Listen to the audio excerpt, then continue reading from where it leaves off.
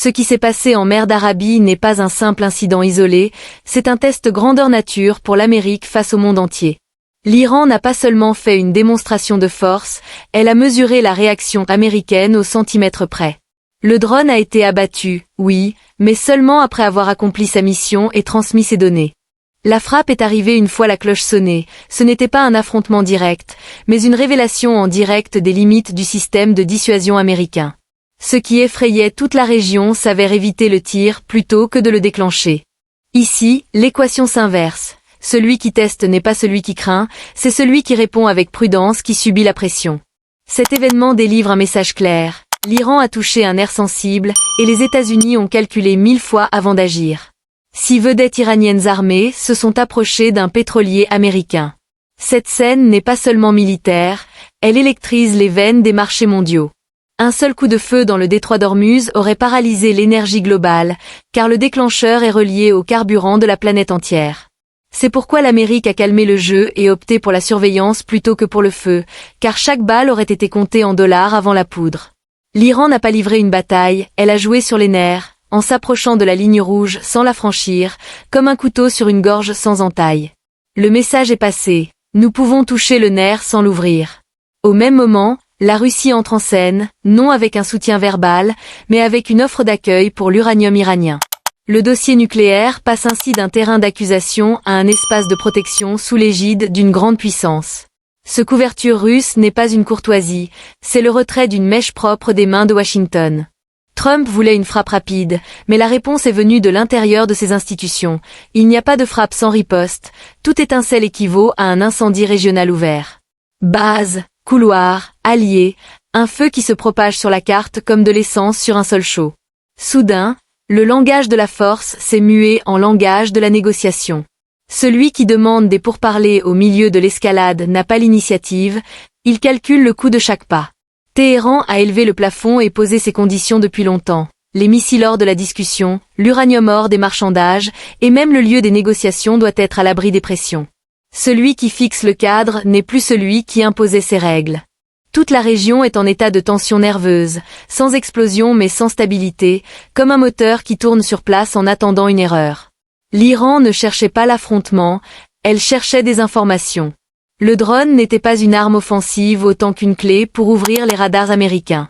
Dès que les défenses se sont activées, le réseau s'est révélé. Fréquence, temps de réponse, mode de suivi. Même après l'abattage, la mission était accomplie. C'était une opération de mesure de pouls, pas une tentative de briser des os.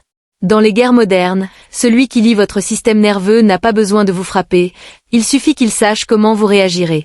L'Amérique a vu un objet dans le ciel, l'Iran a vu un système de défense entier se dévoiler.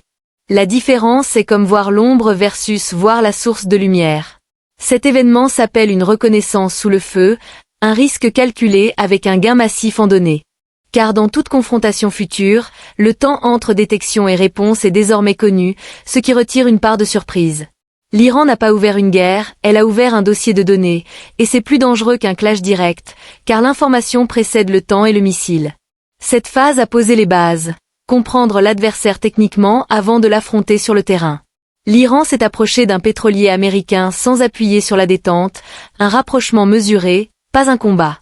La force n'était pas dans l'arme, mais dans la position. Ormuz n'est pas un simple passage maritime, c'est la clé de l'énergie mondiale. Quand des vedettes armées apparaissent près d'un tanker, le message n'atteint pas seulement la marine, mais les compagnies d'assurance et les bourses. Une manœuvre militaire se transforme instantanément en onde économique. Les primes montent, les frais de fret augmentent, les marchés s'agitent sans un seul tir. L'Amérique avait deux choix, frapper et ouvrir la porte à un choc énergétique global, ou calmer et avaler la pression politique. Elle a choisi de freiner, car la balle aurait touché tout le monde. L'Iran a joué sur le fil et s'est arrêté comme quelqu'un debout sur un bouton d'alarme sans appuyer, mais tout le monde voit le doigt. C'est une définition de la dissuasion psychologique. Vous faire voir ma capacité sans l'utiliser. Cette phase prouve que la bataille n'est pas toujours feu et acier, parfois c'est une position géographique qui devient une arme stratégique, et Ormuz est désormais entre les mains de Téhéran, pas un simple canal de navigation. L'Iran a déplacé sa carte uranium vers la Russie, une étape technique en apparence mais stratégique en essence. Quand une matière sensible passe sous l'œil d'une puissance nucléaire majeure, le dossier n'est plus une cible facile pour une frappe surprise. L'accord du Kremlin n'est pas une formalité, c'est l'intégration du nucléaire iranien sous un parapluie de grande puissance. L'équation change, toute escalade contre l'Iran devient un frottement indirect avec la Russie, fermant le terrain politiquement avant même l'ouverture militaire. Cette manœuvre retire le principal prétexte que Washington agitait, le danger nucléaire immédiat, car la matière est maintenant dans un parcours surveillé internationalement, pas un site cible instantané. L'Iran se déplace ainsi de la case accusée à celle de partenaire dans un arrangement mondial.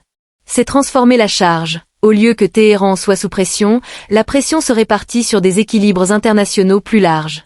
Toute décision de frappe n'est plus un simple calcul militaire, mais un risque de choc entre grandes puissances.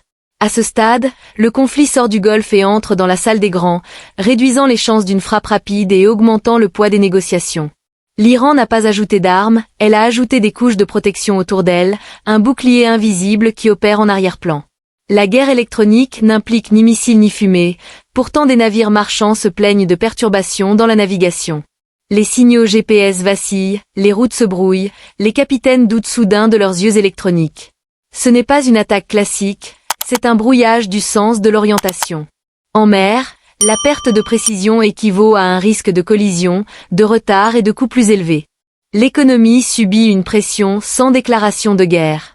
Le message va plus loin qu'un simple blocage de signal. Nous pouvons toucher les artères de votre commerce pendant que la mer paraît calme, comme changer les feux de circulation d'une ville entière sans casser une rue.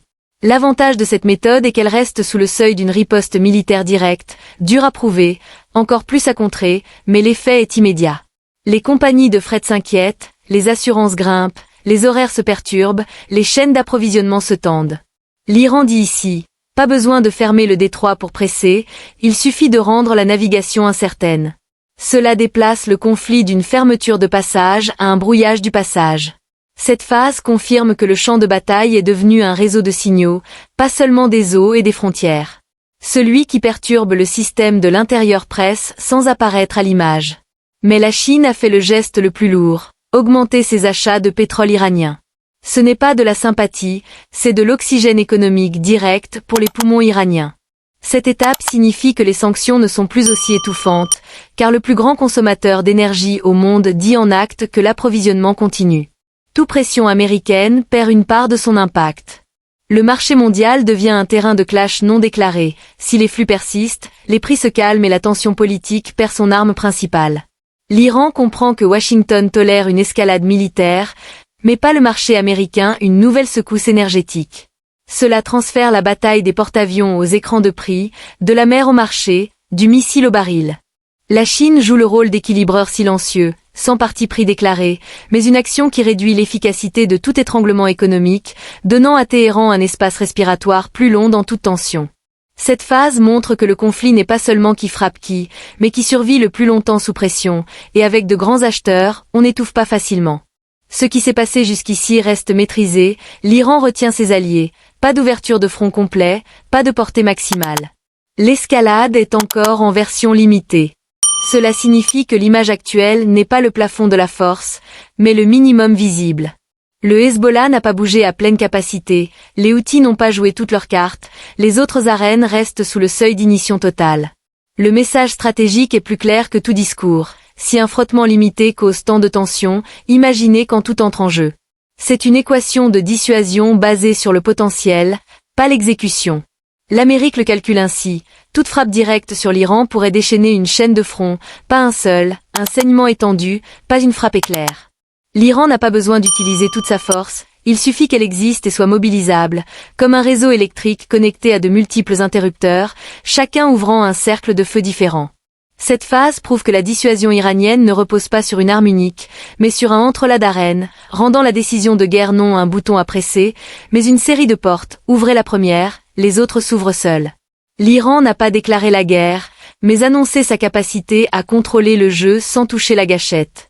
La bataille qui n'a pas eu lieu a forcé l'Amérique à évaluer chaque pas. La Russie comme couverture, la Chine comme poumon économique, le marché mondial comme terrain de clash, les vedettes, drones, uranium, brouillage, prix, alliés régionaux, tout est interconnecté en outil de pression. Un message limpide. Celui qui calcule avec raison gagne la prochaine manche. Pensez à un monstre d'acier de 100 000 tonnes, portant un aéroport complet avec 90 avions, protégé par des sous-marins nucléaires et des destroyers valant des milliards. Le porte-avions américain, cette force qu'aucun pays n'ose approcher. Soudain, un petit navire apparaît, sans missile ni même une balle, marqué comme dédié à la recherche scientifique. La Chine envoie des scientifiques pour étudier les poissons et les coraux, mais la réalité est tout autre. Ce qui se dessine dans les salles d'opération à Pékin et Washington raconte une histoire différente. Ce navire n'est pas là pour collecter des échantillons d'eau, c'est un couteau posé sur la gorge de la flotte américaine. Ce n'est pas une exagération, ce sont des rapports d'intelligence publiés dans Newsweek américain, indiquant que le jeu a vraiment basculé. Dans cette vidéo, je vais vous révéler comment les Chinois préparent le jour où le porte-avions américain deviendra le plus grand cercueil coulé de l'histoire des océans. Chers spectateurs, soyons clairs, rien ne se passe dans l'océan Indien ou au large des côtes iraniennes par hasard. Le navire chinois s'appelle Xiang Yangong 3, et il n'est plus seul, il rejoint une petite flotte de 4 navires de recherche chinois suspects. Ces vaisseaux partent de Chine, traversent des détroits stratégiques et s'installent précisément sur le trajet du porte-avions américain, présent pour sécuriser la zone ou menacer l'Iran. Les Américains sont terrifiés, le Pentagone est en alerte, car ce navire est civil en surface mais militaire en profondeur. La Chine diffère des études géophysiques et biologiques, mais en langage stratégique militaire, ce sont des navires de collecte d'intelligence. La Chine exploite la tension entre Amérique et Iran pour un exercice réel sur une cible américaine authentique. Pour saisir l'ampleur du désastre, il faut comprendre ce que fait ce navire sous l'eau. Ce vaisseau déploie des drones sous-marins et des mini-sous-marins autonomes. Sa mission n'est pas de filmer des poissons colorés, mais de cartographier le fond océanique au millimètre près. La Chine a besoin de cette carte pour 2 raisons. D'abord, identifier les trous dans le sonar, des zones où le son se propage étrangement à cause de la température et de la salinité, endroits où le sonar américain est aveugle. Ces spots sont les embuscades futures pour les sous-marins chinois, prêts à frapper le porte-avions sans être vus. Ensuite, l'empreinte acoustique. Chaque porte-avions a un son unique, comme une empreinte digitale. Le navire chinois, positionné près du porte-avions, enregistre ces vibrations dans l'eau. Si la Chine capte cette signature, ses missiles et sous-marins pourront traquer le porte-avions à des milliers de kilomètres au milieu du trafic. La Chine joue un règlement de compte froid. Elle ne défend pas l'Iran ni n'ouvre un front maintenant, elle utilise le déploiement américain comme une leçon gratuite. Les rapports d'intelligence français et américains avertissent que la Chine applique une stratégie de fusion civile-militaire. La question se pose, comment cartographier le naufrage d'un porte-avions? C'est choquant pour tous. Il n'y a pas de différence entre un bateau de pêche et un navire de guerre si le Parti communiste décide que c'est un intérêt national. Cela s'est produit l'an dernier. Chine et Russie ont déployé des navires espions près des trajectoires des bombardiers B-2 Spirit américains pour capter leurs fréquences radar. Aujourd'hui, le navire chinois fait de même avec le maître des mers, le porte-avions américain. Le danger se résume à 5 points, un cauchemar pour tout commandant naval américain. Premier point. Corrompre l'esprit maître, ces navires font de l'intelligence électronique, captant les signaux sans fil entre le porte-avions, ses avions et sous-marins, révélant comment les Américains pensent en crise. Deuxième point, nourrir le tueur de porte-avions, la Chine a des missiles DF-21D et DF-26 des balistiques pour cibler les porte-avions à distance, mais ils ont besoin de coordonnées en temps réel, fournies discrètement par ces navires de recherche. Troisième point, identifier le type de sol marin, rocheux ou boueux, ce qui influence le placement des mines navales intelligentes où la Chine excelle. Quatrième point, révéler les gardiens de la forêt, le porte-avions ne voyage pas seul, mais avec un groupe de combat. Les navires chinois observent la formation, identifient les positions et les points faibles de la protection. Cinquième point, un message politique codé à Washington, nous vous voyons, nous sommes proches, vos légendes sont exposées. C'est un repositionnement chinois dans l'océan Indien, historiquement un lac américain.